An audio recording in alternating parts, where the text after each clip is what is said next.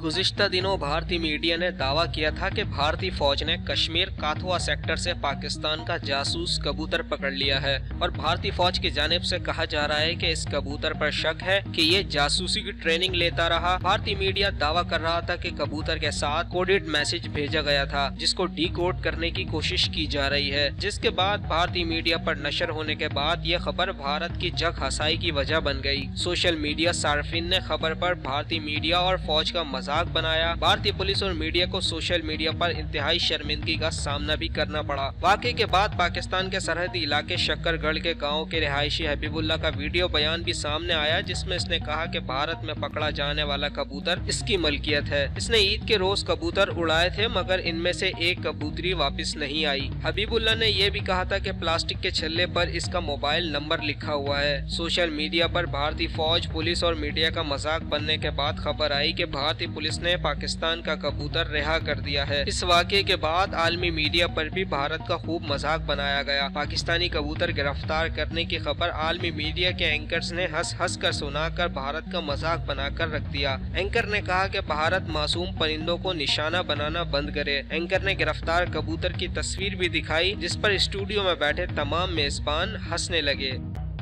A Pakistani villager is pleading with Indian Prime Minister Narendra Modi to free his pet pigeon currently in pigeon prison on charges of spying. How did this happen, you ask?